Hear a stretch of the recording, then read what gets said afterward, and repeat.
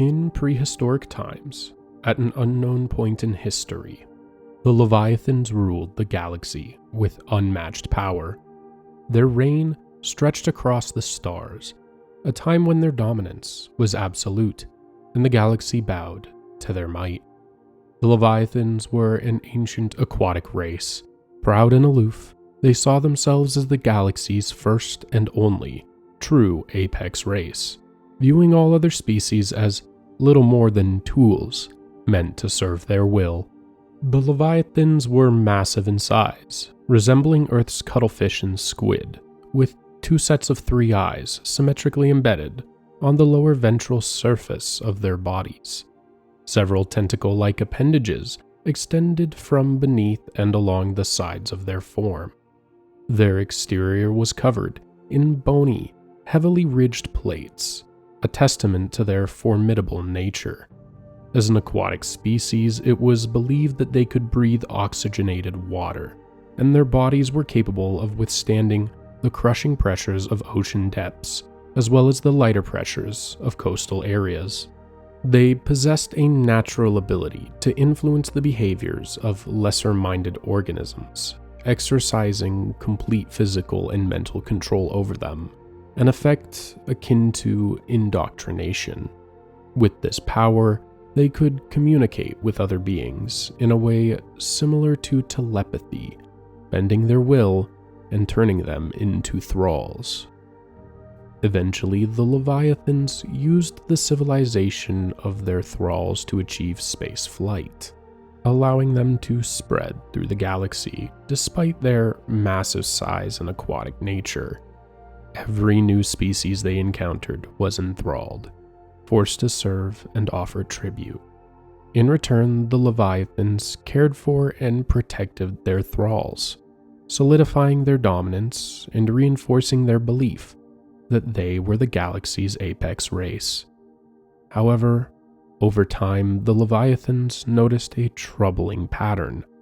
Many of their thralls began to create synthetic constructs to assist themselves. These synthetics consistently rebelled, often destroying entire thrall species in the process. In response, the Leviathans created an artificial intelligence, tasked with preserving life at all costs, hoping it would prevent such synthetic rebellions from occurring again. This intelligence, named the Catalyst, was programmed to ensure the continued existence of life in the galaxy through any means necessary. In order to fulfill its task, it created pawns and spread throughout the galaxy, collecting physical data from various organics in the cosmos. It studied the development of civilizations, and its understanding grew until it found a solution. The Catalyst determined that organics created synthetics to improve their own existence, but those improvements have limits. To exceed those limits, synthetics must be allowed to evolve. They must, by definition, surpass their creators. The result is inevitable chaos and destruction. So the Catalyst chose to resolve the problem of organic-synthetic conflict by putting in place a system which would prevent any civilization from reaching such a point. The Catalyst solution took the form of the Reapers. The Reapers were a highly advanced race of synthetic organic starships. The intelligence created by the Leviathans to preserve life ultimately turned against them.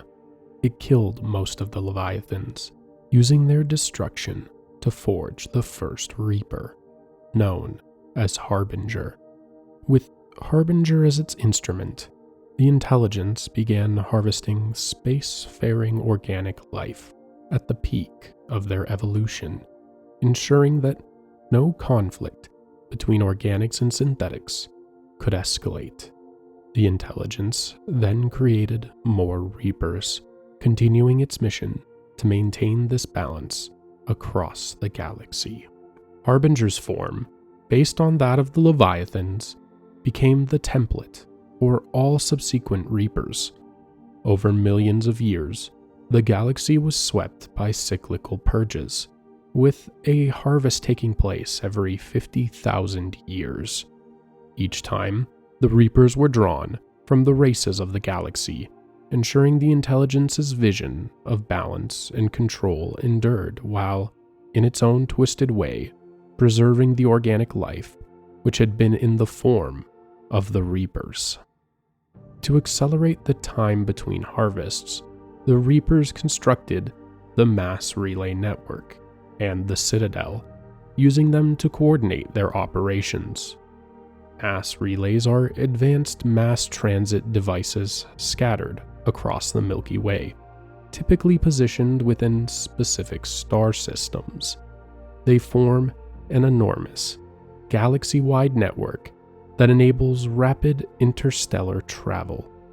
A single relay can transport starships simultaneously to another relay within the network, allowing journeys that would normally take years or even centuries to be completed in just a matter of days or even hours.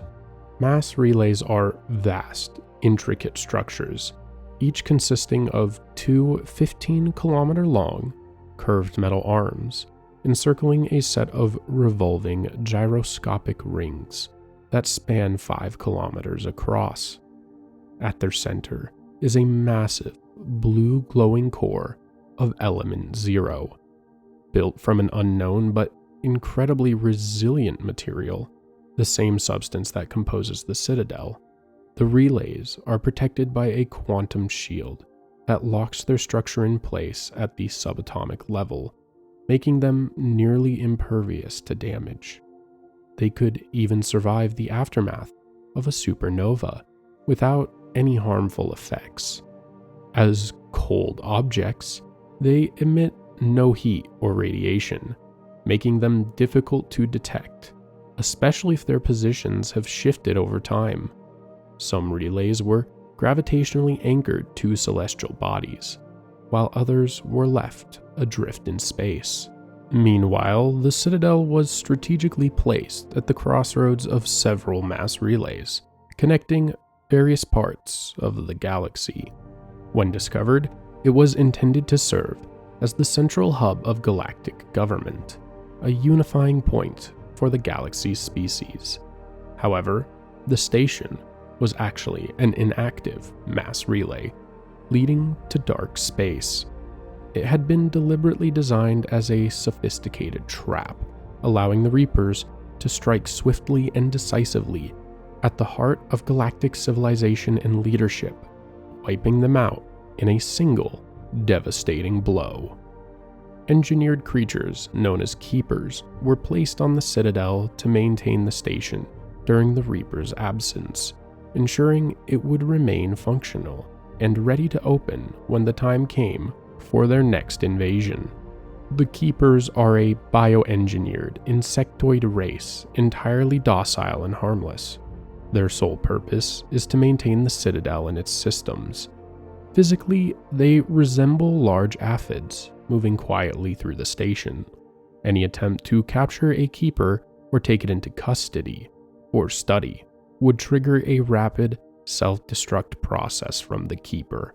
In a matter of seconds, it would release a corrosive acid internally, causing it to melt into a puddle of proteins and minerals within less than a minute, making serious research nearly impossible.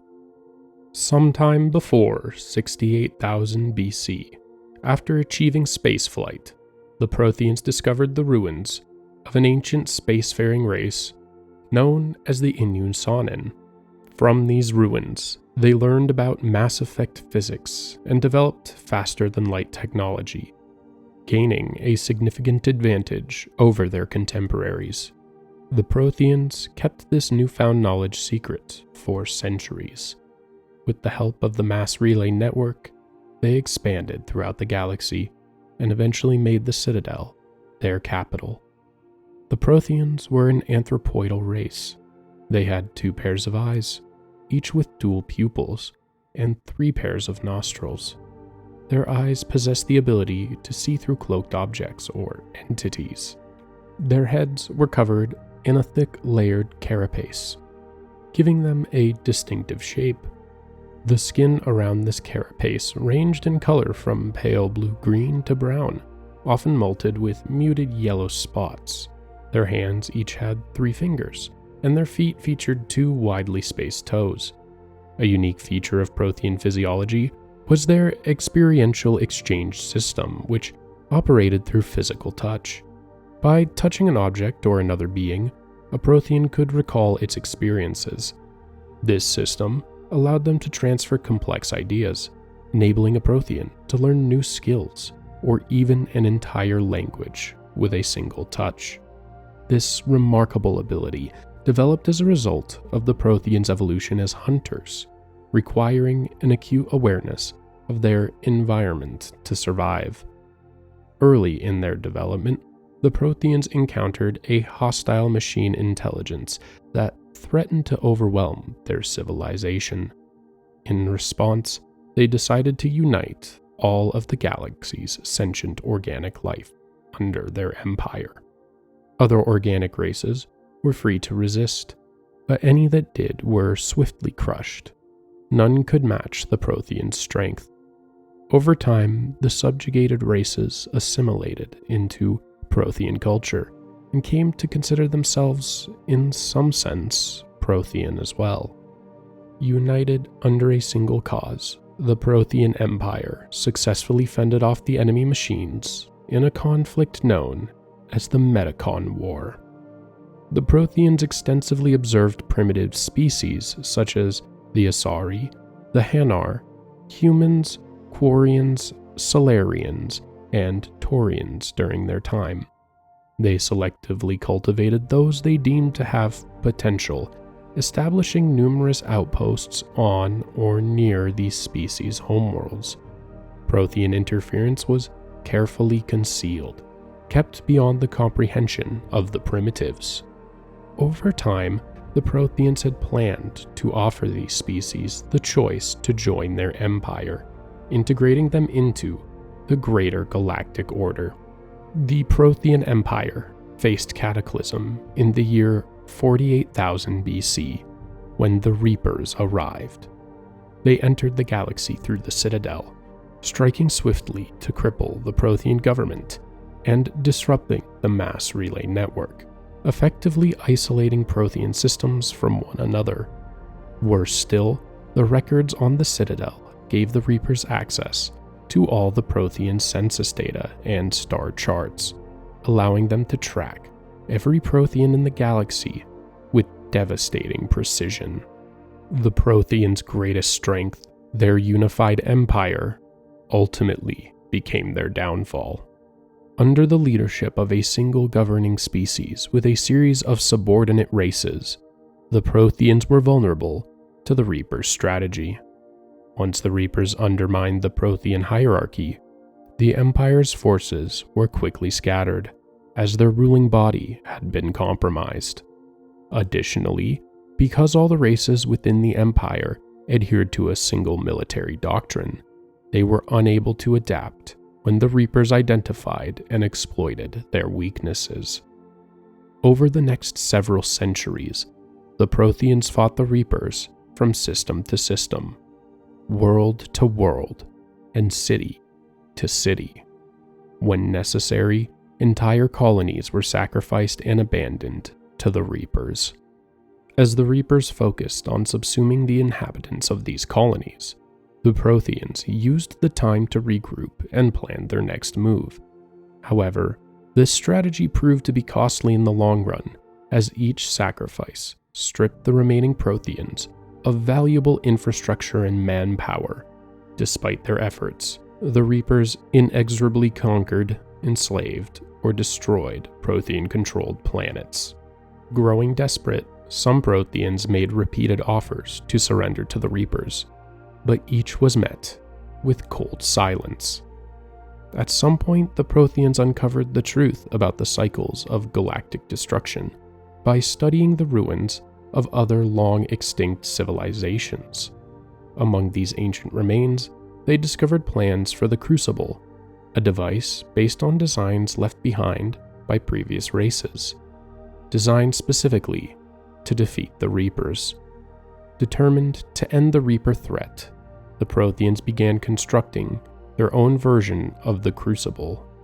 However, during its construction, some Protheans came to believe that the Reapers could be controlled using the device. In their attempts to harness Reaper technology, they ultimately succumbed to indoctrination. Driven by this influence, they sabotaged the Crucible, robbing the Protheans of their final hope to defeat the Reapers. After centuries of careful, systematic work, the Reapers had killed or enslaved every Prothean in the galaxy, stripping their worlds of resources. Once their task was complete, they erased all traces of the Protheans' presence, leaving nothing except scattered ruins.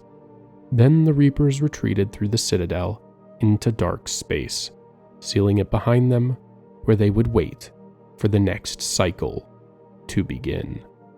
Despite the Reapers' thoroughness, they had overlooked a single world, Ilos. The Conduit research team stationed there had managed to survive the initial wave of destruction, though all records of their work were wiped out in the Reapers' attack on the Citadel.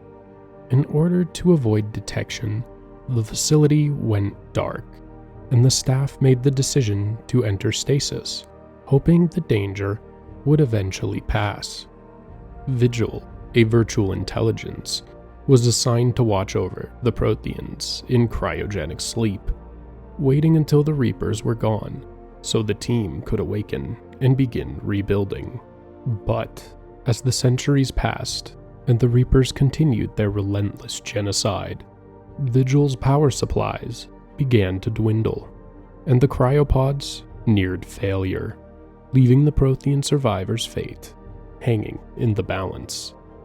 In accordance with contingency planning, Vigil began cutting power to the cryopods of non-essential staff to conserve energy. By the time the Reapers finally withdrew through the Citadel relay, only a dozen of the top researchers remained. Vigil awoke them from the stasis, and the scientists slowly pieced together the grim events that had unfolded during their long slumber. The scientists quickly realized just how dire the situation was. With so few survivors left, the Prothean species was on the brink of extinction. Desperate for contact with others of their kind, they sent a carefully coded signal to the beacons scattered across other planets. Though the chances of finding other survivors were slim, they felt it was worth the risk to try. The signal not only warned of the Reaper invasion, but also included a description of Ilos, offering what little hope remained for any other Protheans who might be out there to find and join the dozen remaining Protheans. The surviving Prothean scientists knew that rescue was unlikely, so they focused on protecting the races they had been studying, those spared destruction due to their lack of advancement. They turned their attention to understanding where the Reapers had come from and how they operated. After decades of research, the scientists uncovered the connection between the Reapers, the Citadel, and the Keepers. They discovered a way to interfere with the signal that compelled the Keepers to activate the Citadel relay. With this knowledge, the Protheans used the conduit to leave Ilos, traveling to the Citadel and alter the signal. Their goal was to prevent the Reapers from opening the Citadel relay again and trap them in dark space. However, with no way of knowing whether their plan had succeeded, they were left uncertain of its outcome. The fate of these Prothean scientists remains unknown. The conduit portal linked only one way, and with no food or water remaining on the Citadel, Vigil hypothesized that the scientists eventually starved to death, their final fate sealed by the harsh conditions they had faced after altering the signal. While all evidence pointed to the Protheans being completely wiped out by the Reapers, this was not entirely the case. Like other species, the Reapers attempted to harness the genetic material from millions of Protheans in an effort to create a new Reaper. However, the Reapers' attempt to create a new Reaper from Prothean genetic material ultimately failed. Instead, they chose to repurpose the substantial number of captive Protheans to serve their needs. These Protheans were indoctrinated, but over a prolonged period as enslaved subjects, their abilities began to deteriorate, an unfortunate side effect of the indoctrination process. To compensate for this decline, the Reapers gave them cybernetic modifications, as well as cloning them to repopulate their numbers.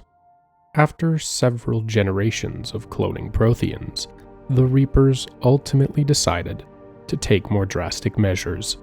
They genetically rewrote the remaining Protheans, transforming them into an entirely new race.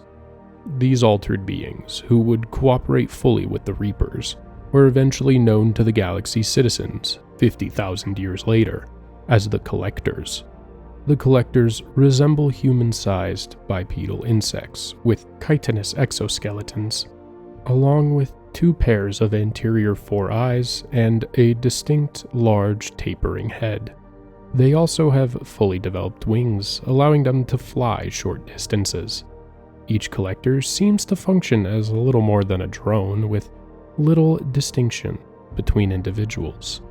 Though there have been instances of some drones towering over humans and even other Collectors by a significant margin, their vocal communication is largely insectoid, consisting of chirps and trills, but they are capable of speaking in the languages of other species if the need arises. For the next 50,000 years, the Collectors periodically traveled to the Terminus systems, seeking to acquire seemingly unimportant items or small numbers of very specific individuals from various species, offering advanced technology in exchange. Whether the Collectors were always acting under the direct orders of the Reapers during this time remains unknown, and the true reasons behind these transactions were never fully revealed by the Collectors themselves. History following the Protheans moved ahead into the next cycle. Around 6000 BC, an alien species from an unknown galaxy discovered that their star was on the verge of going supernova.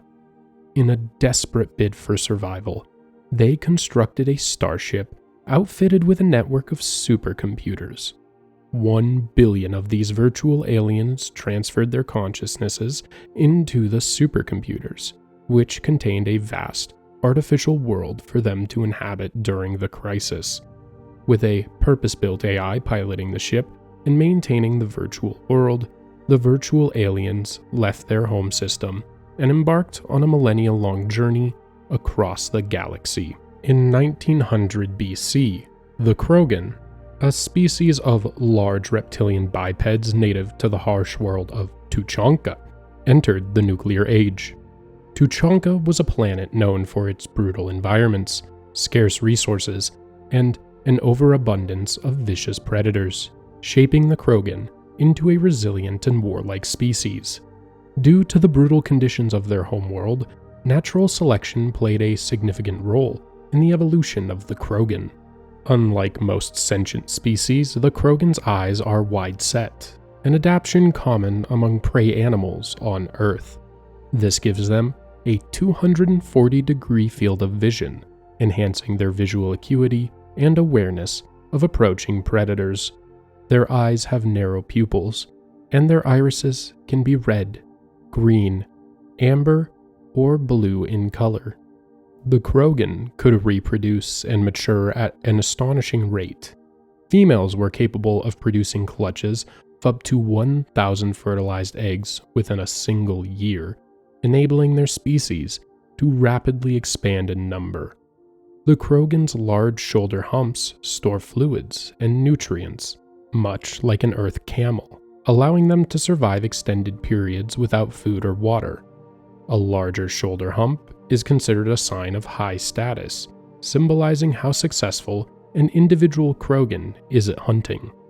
Their thick hides are virtually impervious to cuts, scrapes, or contusions, and they possess a remarkable resistance to environmental hazards, including toxins, radiation, and extreme hot or cold temperatures.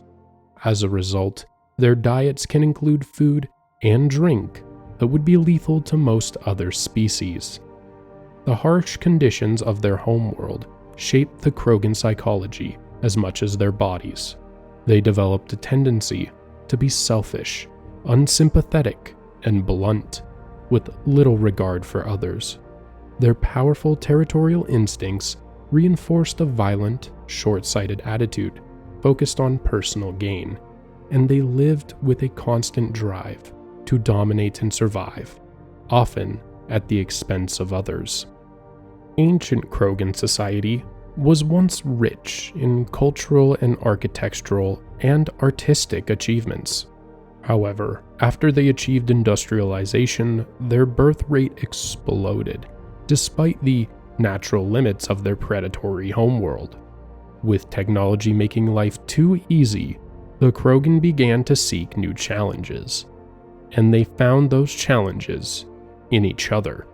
Wars were fought over dwindling resources as the Krogan expanded, their growing numbers and territorial instincts driving them into constant conflict. At the dawn of the Krogan nuclear age, battles to claim the small pockets of territory capable of sustaining life escalated into full-scale global thermonuclear war. Weapons of mass destruction were unleashed, ravaging Tuchanka and turning it into a radioactive wasteland. The Krogan were left reduced to primitive warring clans, struggling to survive in the aftermath of a nuclear winter they had brought upon themselves. In 580 BC, the Asari became the first contemporary race to achieve spaceflight. During their exploration, they discovered the mass relay network and the Citadel. The Asari, native to the planet Thessia, are often considered the most influential and respected sentient species in the galaxy. Renowned for their elegance, diplomacy, and biotic aptitude, they earned a reputation as skilled negotiators and powerful individuals in galactic affairs. The Asari resemble humans in terms of basic skeletal structure, with 5 digits on each hand and feet that are relatively straight. A typical Asari has a blue to purple complexion, though a rare teal coloration can also occur. Many Asari have unique facial markings, which are colorful patterns that vary from individual to individual. Some of these markings resemble human eyebrows, but the Asari themselves do not perceive them in the same way. Additionally, the Asari possess a robust cellular regenerative system. While they do not heal faster than other species, they are known to live for over a millennium, a lifespan rivaled only by the Krogan. The Asari are a monogendered race, distinctly feminine in appearance, and possess a strong maternal instinct. Their unique physiology, marked by a millennium-long lifespan and the ability to reproduce with partners of any gender or species, has fostered a conservative yet convivial attitude towards the other races. This adaptability in reproduction and their long lifespan have contributed to their positive relations with most species, leading to their reputation as one of the galaxy's most diplomatic and accepting species. 60 years after the Asari's discovery of the Citadel and the mass relay network, the Solarians made first contact with them. The Solarians are a bipedal amphibious race native to the planet Surkesh. They have tall, elongated bodies and skeletons composed of more cartilage than those of other species. Their heads are long and thin, with a pair of horns protruding from the tops of their skulls. Solarian skin comes in a range of colors, from bright reds and greens to the more common blues and grays. Solarians are androgynous, with no significant facial differences between males and females. Solarian eyes are large and oval, with thin membranes instead of eyelids. Their pupils are wide slits, oriented horizontally, and the irises can range from dark green and purple to red, blue, or brown. Solarians blink upwards, unlike humans who blink downwards. When Solarians roll their eyes, it is not a sign of disdain, as it is in humans, but rather a natural response to situations where their thin protective membranes need extra help to defend against dryness or irritants. Solarians possess a hyperactive metabolism, which makes them think, talk, and move at an incredibly fast pace. To them, other species seem sluggish and dull-witted in comparison. However, this rapid metabolic speed comes at a cost: a relatively short lifespan, with Solarians over the age of 40 being a rarity. Known for their sharp observational skills and non-linear thinking, Solarians excel in research and espionage. They are constantly experimenting, inventing, and probing the unknown. It is widely believed that they always know more than they reveal. In 500 BC, the Asari and Solarians came together to found the Citadel Council, a galactic governing body designed to unite dozens of races. The Asari and Solarians colonized the Citadel, establishing it as the heart of the galactic community, with the Council at its helm. This year marked the beginning of the Galactic Standard Timeline, also known as 0GS. In 300 BC, the Turian Unification Wars began. Originating from the planet Palavan, Turians are individuals with personal desires, but their instinct is to prioritize the group over the self. They are taught to set aside personal desires for the greater good, embodying a strong sense of personal accountability, with other races often admiring this as Turian honor. Turians are taught to take full responsibility for every decision they make, whether good or bad. The worst sin in their eyes is to lie about one's own actions. Their society is highly regimented and organized, known for its strict discipline and strong work ethic. Turians are willing to do whatever is necessary to fulfill their duties, and they always follow through on their commitments. While not easily provoked to violence, when conflict arises, they understand only the concept of total war. Turians have avian features resembling humanoid birds or raptors. They typically stand over 6 feet tall and possess 2 long, thick fingers and an opposable thumb on each hand, all tipped with talons. Around their mouths they have a set of mandibles. The most distinguishing feature of Turians is their metallic carapace, which contains trace amounts of thulium. This carapace evolved as a defense against the high levels of solar radiation that penetrate their homeworld's weak magnetic field. The Unification War, as it came to be known, began with hostilities between the distant colonies of the Turian homeworld, Palavan. These colonies were ruled by local chieftains who had distanced themselves from the Turian hierarchy. Without the strong influence of the central government, the colonies became increasingly isolated and xenophobic. Colonists began to wear emblems or facial markings to distinguish themselves from other colonies, and open hostilities between them became common. When war finally broke out, the hierarchy maintained strict diplomacy, refusing to intervene. After several years of conflict, fewer than a dozen factions remained, and the hierarchy was finally forced to act. By then, the chieftains had grown too weak to resist, and they were compelled to end the fighting and reaffirm their loyalty to the hierarchy. Though peace was eventually restored, it took decades for the animosity between the colonies to fade. Even today, many Turians continue to wear the facial markings of their home colonies. Around the same time as the Turian Unification War, the Citadel Council made contact with several other species and allowed them to establish embassies aboard the Citadel. These species included the Volus, the Batarians, the Elcor, the Hanar, and the Quarians, marking a new phase in galactic diplomacy and cooperation as the Citadel became a central hub for various races to interact and conduct affairs. The Volus hail from Irune, a planet with a high-pressure greenhouse atmosphere that supports an ammonia-based biochemistry. As a result, they can't survive in atmospheres suited for humans and other carbon-based life forms without protective suits. These suits are essential not only for providing the right atmosphere, but also for maintaining the necessary pressure to prevent their bodies from splitting open in lower pressure environments.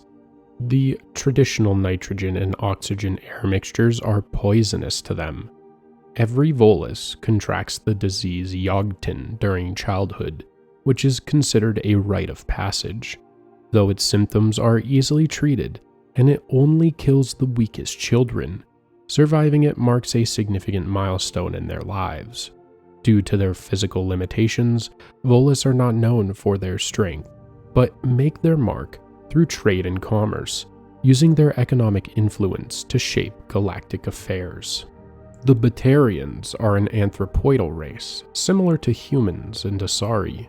Their faces are covered with short, fine hairs that grow longer and thicker around their mouths. A flat stripe of ridged cartilage runs along the top of their skulls and down the backs of their necks. Their ears are pointy at the upper end, and sometimes along the edges as well. The part of their face that humans and Asari associate with the nose is instead an inverted, flat triangle. Compared to humans, Batarians have a deep, guttural voice. Their mouths are filled with dozens of sharp, needle-like teeth. However, the Batarians' most distinctive physical feature is their 4 eyes, a rare trait among other races. One part is set wide in prominent bony sockets that protrude from the corners of their face. The second set is smaller and positioned closer together, set higher on the face, just beneath the middle of the forehead. These eyes are uniformly dark orbs with no discernible irises or pupils. They are native to the world of Karshan, and most Batarians prefer profitable pursuits, such as drug running and slave trading over direct warfare. They have a reputation for being shrewd businessmen and merchants. The Elcor are massive creatures, evolved on a high-gravity world, which makes them slow but incredibly strong.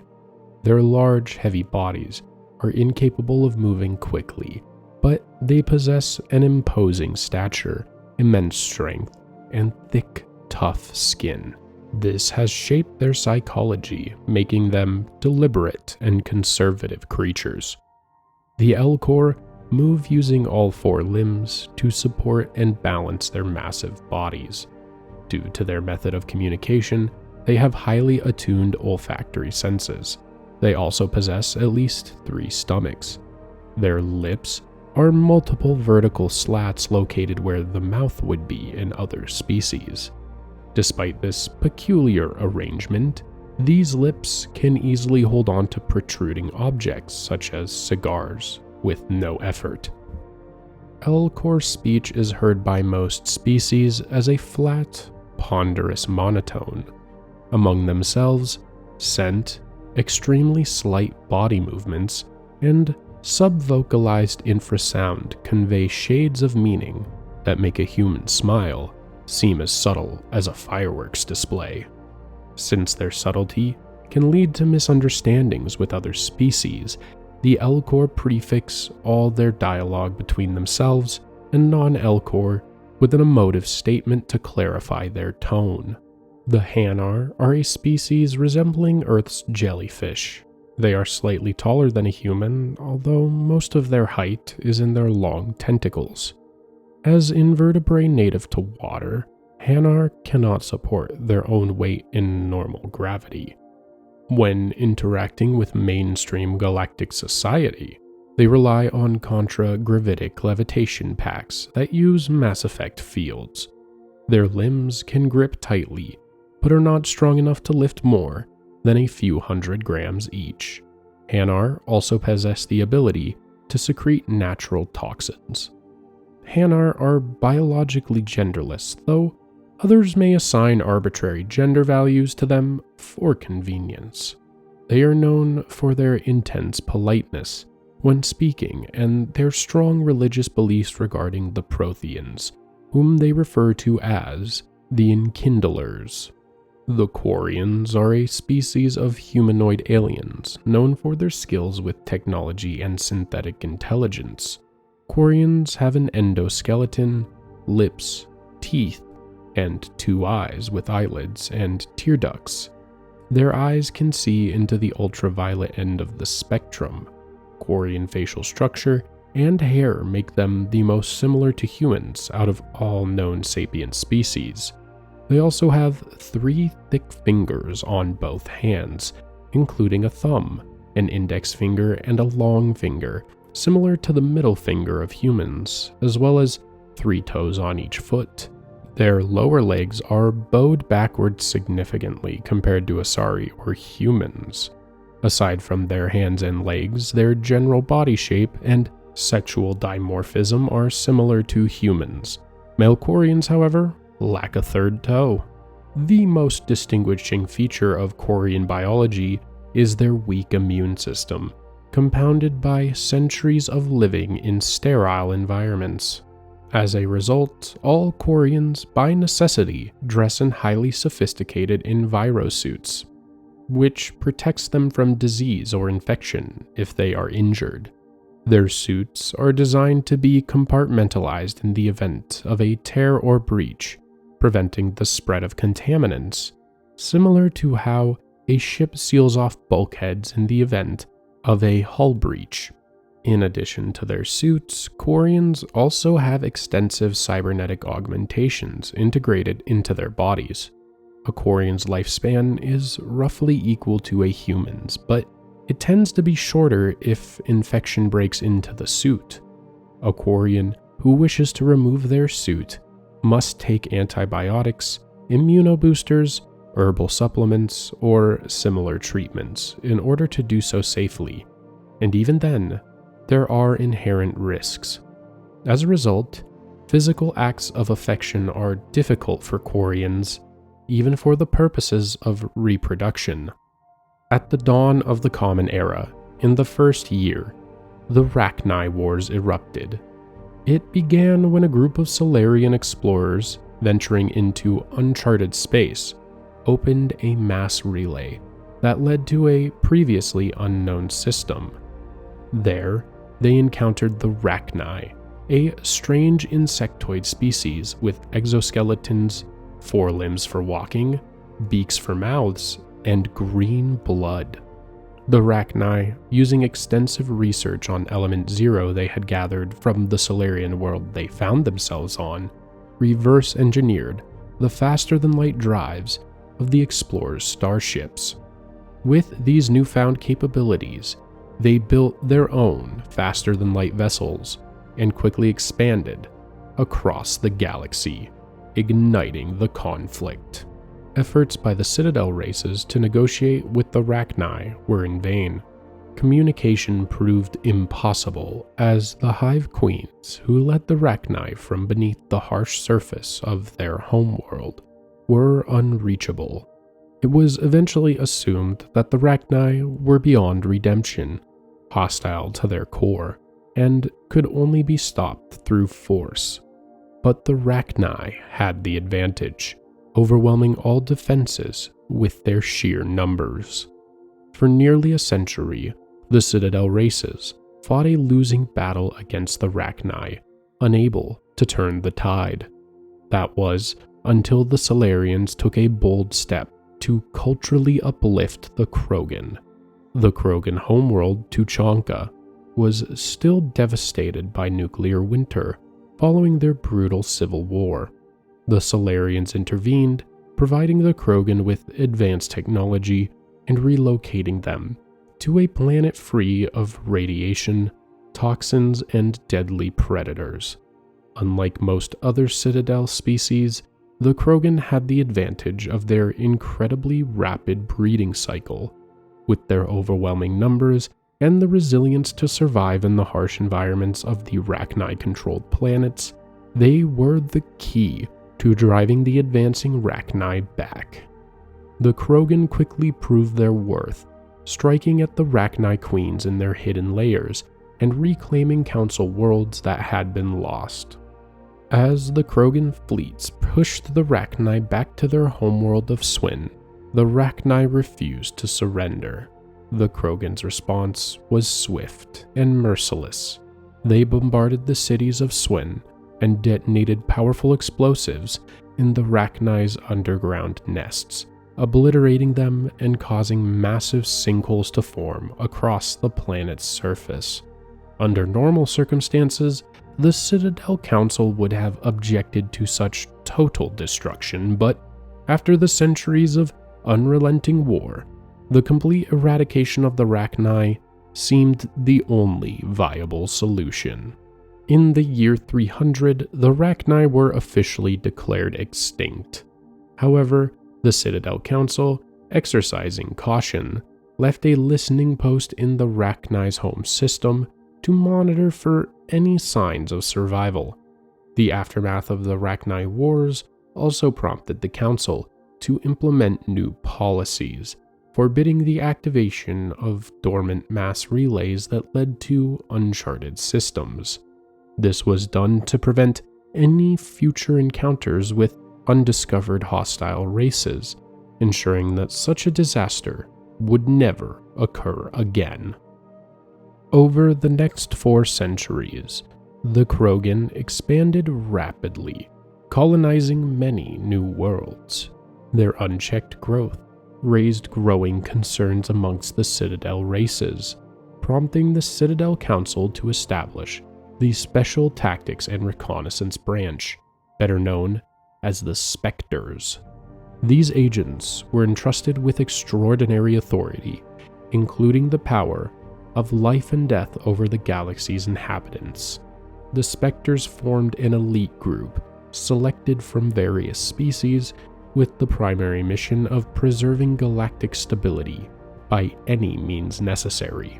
Though considered above the law and granted complete discretion in their methods, a Spectre status could be revoked by the Council in cases of gross misconduct. Spectres typically operate alone or in small teams, depending on the task and their personal preferences. The Council's concerns were soon realized when the Krogan Rebellion began in the year 700. The Krogan had started to annex territory from other Citadel races, growing more aggressive as other species tried to defend their worlds. The situation escalated when the Krogan attempted to settle the Asari colony of Lucia.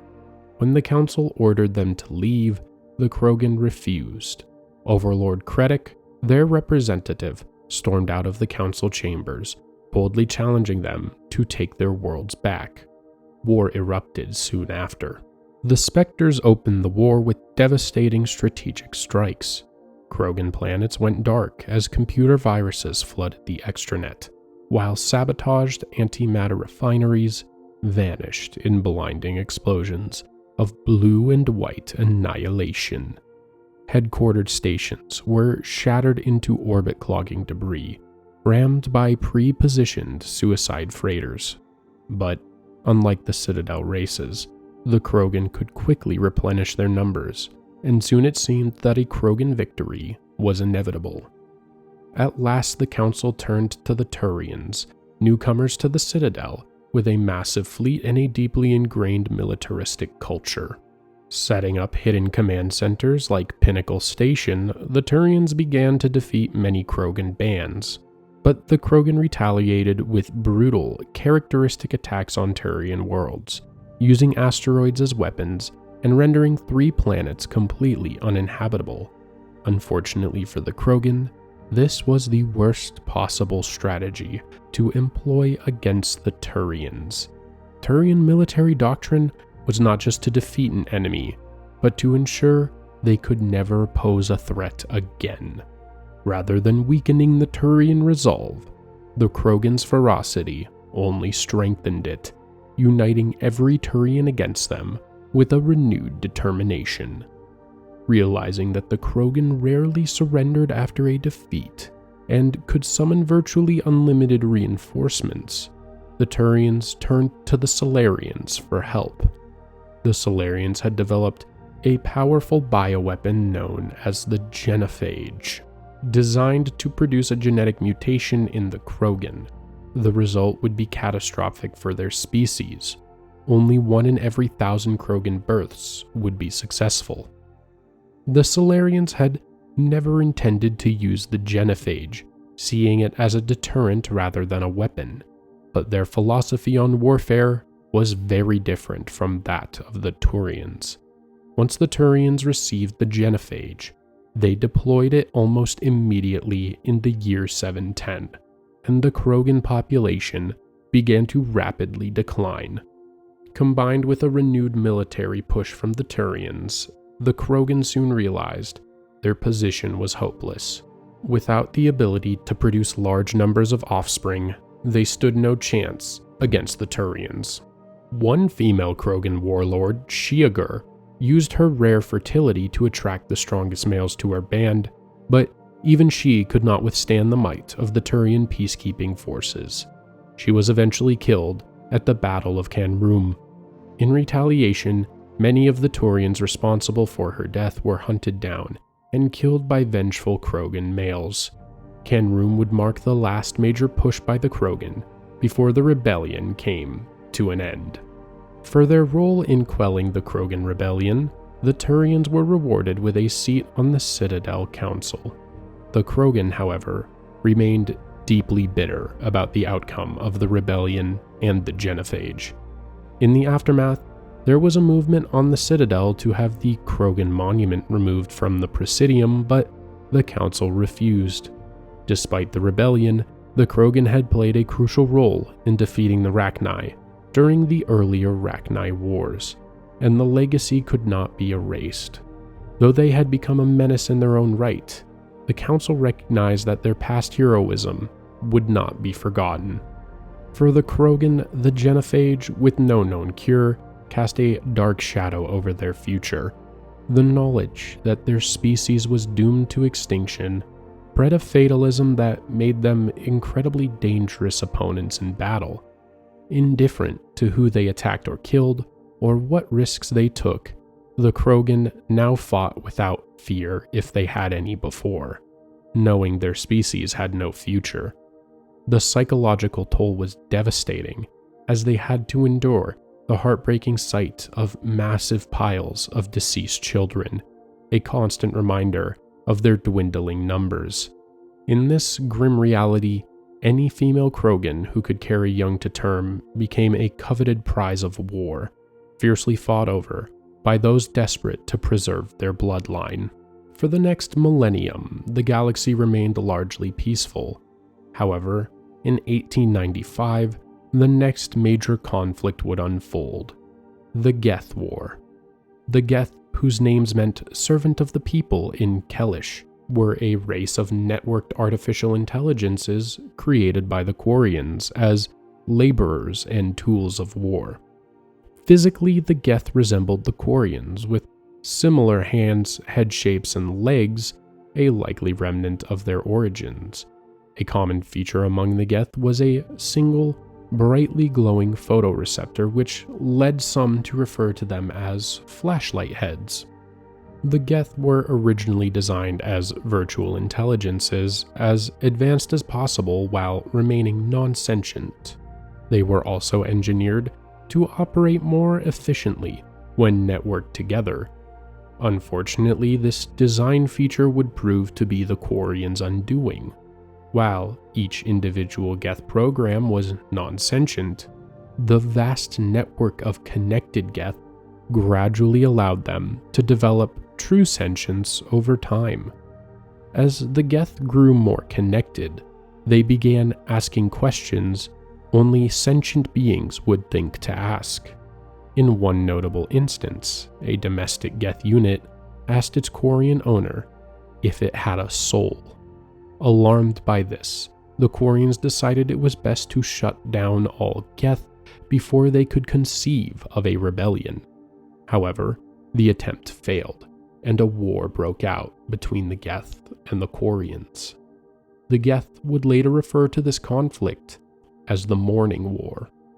Once the now sentient Geth realized what the Quarians were attempting, they retaliated.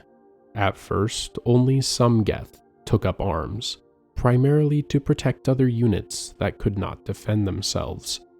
In response, the Quarians imposed martial law on their worlds, hunting down even those Geth who were not involved in the hostilities. The harsh measure was opposed by a large portion of the Quarian population. Many Quarians sheltered the Geth from the authorities, but they were often detained or killed for their defiance. Eventually, the opposition to the Quarian government's actions became an outnumbered minority, unable to prevent the outbreak of all-out war. Within a year, the Geth emerged victorious, overrunning the Quarians' colonies and their homeworld of Rannoch. During the war, the Geth committed a brutal genocide, eradicating all but a few million Quarians, less than 1% of the pre-war population. The surviving Quarians fled aboard their starships, their homes lost to the Geth. Desperate, they pleaded for help from the Citadel Council, but their requests were denied. As punishment for violating the Council's laws against creating artificial intelligences, the Quarians were stripped of their embassy.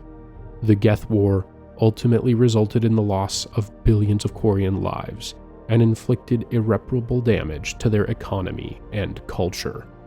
Unknown to the Quarians, the Geth had actually allowed them to escape. Unsure of the repercussions of eradicating their creators, and having decided that the Quarians were now too weak to pose a threat, the Geth withdrew their forces, letting the surviving Quarians flee. The fleet of Quarian ships that escaped the Veil became known as the Migrant Fleet, and it has been roaming the galaxy ever since. The Geth did not repopulate the now barren Quarian worlds. Instead, they chose to exist within the computer hubs aboard massive space stations, extracting the resources they needed from asteroids. Adopting an extremely isolationist attitude, any ships that ventured into Geth space were immediately attacked and destroyed. While they prevented any contact with other races, the Geth kept a close watch on communications and the extranet, silently monitoring the galaxy from the shadows. Around 1980, the Drell made first contact with the Hanar. The Drell were omnivorous, reptile-like humanoids with an average lifespan of 85 galactic standard years. Their appearance was similar to that of the Asarian humans, though their muscle tissue was denser, giving them a wiry strength. With their homeworld, Rachna, severely depleted and no spaceflight capability, the Drell were on the brink of a catastrophic population crash by 2025. The Hanar, moved by the Drell's plight, agreed to help. Over the following decade, they launched a large-scale rescue operation, evacuating approximately 375,000 Drell to their own homeworld. Meanwhile, the remaining 11 billion Drell on Rachna slowly perished, locked in brutal conflicts over the last remaining food and water reserves. Nearly 2 centuries later, in 2148, human explorers on Mars uncovered a long-abandoned Prothean observation post, along with a surviving data cache. The data revealed that the Protheans had studied humans millennia ago.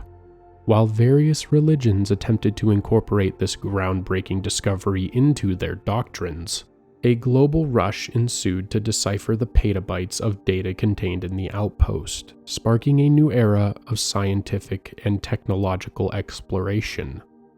Following the information gleaned from the translated data cache on Mars, humans made a shocking discovery.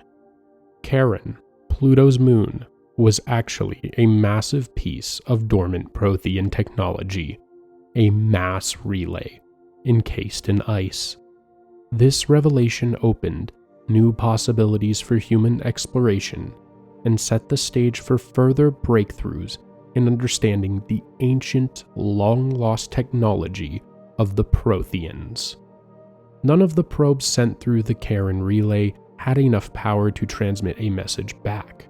Humanity soon realized that the only way to uncover where the relay led was to send a team through it. Virgil Grissom was chosen as the leader of this daring mission and was hailed as a hero upon his return, celebrated by the masses as one of the great pioneers of human space exploration. The explorers were instantaneously transported to another relay located in Arcturus, 36 light-years away. There, they made a groundbreaking discovery. The mass relays were part of a vast network, enabling travel across the galaxy in a way humanity had never imagined possible. The discovery had a profound impact on all areas of human culture, but nowhere was the effect more pronounced than in religion.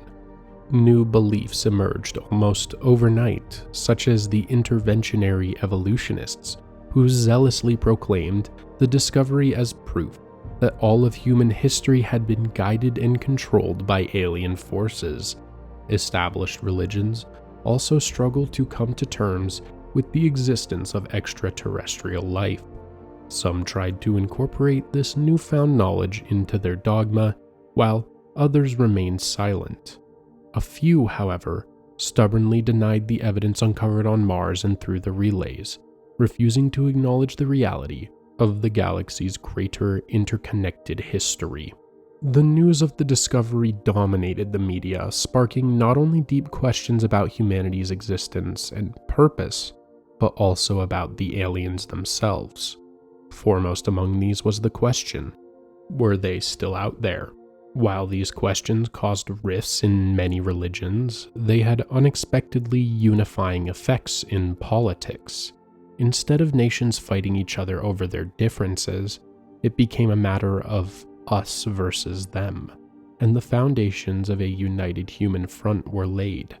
Within a year of the discovery, Earth's 18 largest nations had drafted and ratified the Systems Alliance Charter, establishing a representative political body to expand and defend human territory.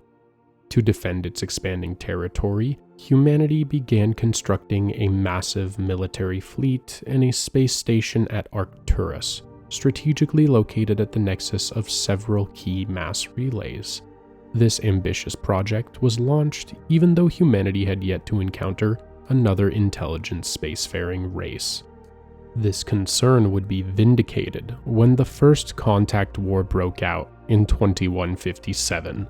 Humanity's actions caught the attentions of the Turians, who discovered human explorers reactivating an inactive mass relay known as Relay 314. Reactivating dormant relays was strictly forbidden under Citadel regulations, a precaution put in place over the Rachni Wars. However, rather than attempting negotiation, the Turians opened fire. Just one human starship managed to escape and warned the Systems Alliance, prompting a retaliation force that destroyed the Turian vessels. The situation quickly escalated into full-scale war. Uncertain of the enemy they faced, some even speculated that these aliens might be the Protheans, humanity responded by sending probes into Turian space, armed with nuclear fusion warheads to prevent any dangerous insights into human technology. However, with humanity's resources already stretched thin due to ongoing exploration efforts, the Turians were able to defeat several of humanity's scout and patrol fleets. The situation grew increasingly dire as both sides clashed in a rapidly escalating conflict. Eventually, the Turians broke through and launched an attack on Shangxi, the closest human colony to the mass relay. settling in for a protracted orbital siege, with the Turians holding the superior position, able to eliminate any human soldiers from above. The defenders on Shang-Chi were gradually starved into submission.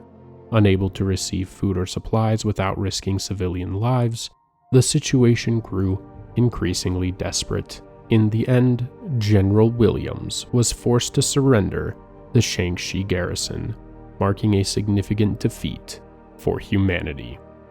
The Turians, also grappling with logistical problems as they had to ship in all their food, believed they had defeated the bulk of humanity's forces.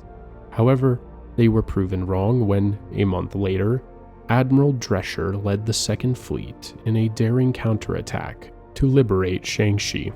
The Turians were caught by surprise, and the fleet successfully evicted them from the planet. With both sides now preparing for full-scale interplanetary war, the conflict drew the attention of the rest of the galaxy. Fortunately, the Citadel Council intervened to negotiate a peace and bring the war to an end. Through the Council, humanity learned of the Citadel and the existence of many other sentient species who coexisted peacefully in the galaxy. In the end, only 623 human lives were lost, with slightly more Turian casualties. The end of the war became known as Armistice Day, a day that continues to hold deep significance for the families of those who were involved. The First Contact War had lasting political and cultural effects on both humanity and the alien races involved. Humanity's reputation suffered in the eyes of the galactic community, since they were seen as aggressors. This sparked a wave of xenophobia, leading to the rise of radical human-focused groups like Terra Firma and Cerberus. Some nuclear-armed probes launched into Turian space during the conflict went missing, and their existence became a tightly held secret, with the potential to cause major political fallout if discovered. Meanwhile, the Turians were forced to pay steep reparations to humanity. Now, let's take a moment to discuss Cerberus, one of the most consequential outcomes of the First Contact War. Cerberus arose from the tumult of the conflict in 2157. During the Turian occupation of Shang-Chi, a trio of human mercenaries, Jack Harper, Ava Kor, and Ben Hislop, fought alongside the Systems Alliance forces under General Williams, resisting the Turian invaders. After capturing a Turian general, the mercenaries became entangled in the general's conspiracy to use an ancient alien artifact to transform the Turians into a race of invincible super soldiers under his command. With the help of the general's brother, Saren, Harper managed to foil the plot, but the cost was steep. Both Ava and Ben were lost in the process. In the aftermath, Harper realized that while the galaxy was rich with knowledge and wealth, it was also a perilous place, and a dark time was approaching for humanity. Believing it was humanity's duty to face this challenge, Harper resolved to do everything in his power to ensure humanity's place among the stars. With that, he published the Manifesto of Cerberus and assumed the identity of the elusive man, the enigmatic leader of the organization. As Cerberus grew, it left an indelible mark on the course of human development through acts of sabotage, assassination, media manipulation, and espionage. The organization became known to the public in 2165 after a failed attempt to steal antimatter from the cruiser SSV Geneva. The sole surviving member of the operation, when questioned, named his sponsor Cerberus, and the publicity from the incident led to an increase in recruitment for the organization. In 2172, Pope Clement XVI was assassinated using rosary beads coated with toxic materials, paving the way for Leo XIV to take the papal seat. Leo's eschatological beliefs aligned more closely with Cerberus's goal of militarizing humanity.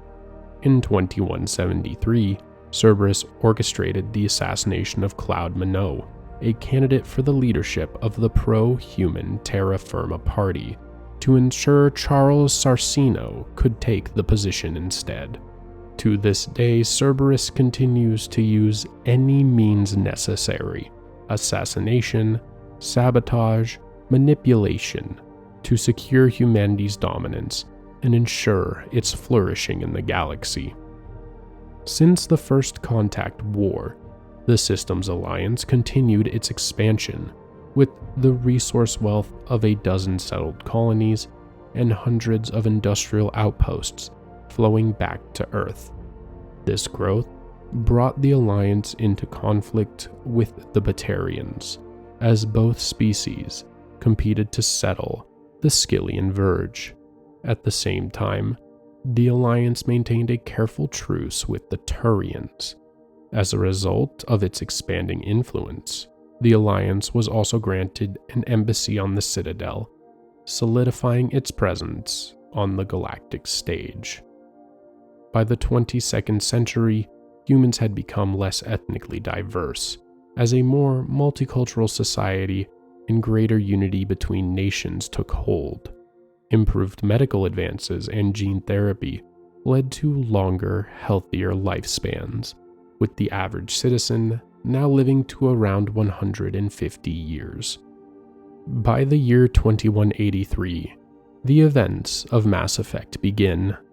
Humanity stands on the cusp of a breakthrough in its relationship with the Citadel Council, but an encounter on the planet Eden Prime leads to a discovery the galaxy is ill-prepared for: the return of the Reapers, and the beginning of the cycle of harvesting. It will take one soldier to save the galaxy, and that soldier is Commander Shepard. But that, as they say, is a story for another day.